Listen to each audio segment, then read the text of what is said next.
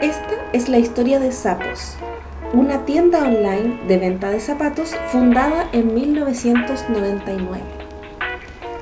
El fundador de Zappos, Nick Swinmurn, tuvo una idea de negocio cuando se dio cuenta que no había ninguna tienda online con una amplia selección de zapatos.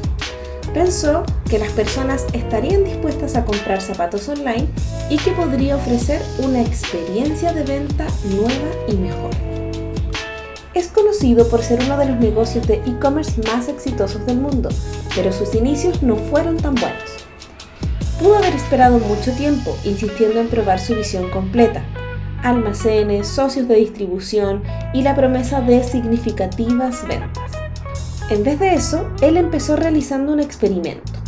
Su hipótesis era que los consumidores estaban a punto y querían comprar zapatos online. Para probarlo, empezó a pedir a tiendas de zapatos locales si podía sacar fotos de sus inventarios. A cambio del permiso para hacer las fotos, él las colgaría online y volvería a comprar los zapatos al precio de la tienda si el consumidor los compraba. Zappos empezó con un producto simple y diminuto. Estaba diseñado para responder a la pregunta número 1. ¿Hay demanda suficiente para una experiencia superior en la compra de zapatos online? Sin embargo, un experimento de una startup bien diseñado como este, con el que Zappos empezó, supera el mero hecho de probar un aspecto de un plan de negocios. Para vender zapatos, Zappos tenía que interactuar con los consumidores, recibir pagos, gestionar devoluciones y encargarse de la atención al cliente. Esto es totalmente distinto a la investigación de mercado. Si Zappos hubiera confiado en la investigación de mercado existente o hubiera realizado un estudio, habría podido analizar lo que los consumidores creen que quieren. Creando un producto, aunque simple, la empresa aprendió mucho más. Obtuvo datos mucho más precisos sobre la demanda de los consumidores, puesto que observaba el comportamiento real de los clientes y no formulaba preguntas hipotéticas.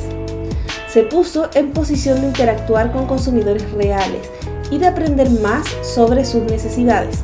Por ejemplo, el plan de negocio podría exigir descuentos en el precio, pero ¿cómo afecta la estrategia de descuentos a las percepciones que tienen los consumidores sobre los productos? Le permitió sorprenderse cuando los consumidores se comportaron de forma inesperada, revelando información que Zappos podría no haber preguntado. Por ejemplo, ¿qué pasa si los clientes devuelven los zapatos? El experimento inicial de Zappos proporcionó un resultado claro y cuantificable.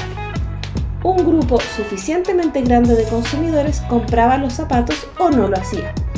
Esto permitía a la empresa observar, interactuar con ellos y descubrir más sobre consumidores reales y socios. Este aprendizaje cualitativo debe acompañar necesariamente a las pruebas cuantitativas. A pesar de que los primeros esfuerzos eran claramente a pequeña escala, esto no evitó que la gran visión de Zappos se convirtiera en realidad. En el año 2009, Zappos fue adquirido por el gigante del e-commerce Amazon por $1.200 millones.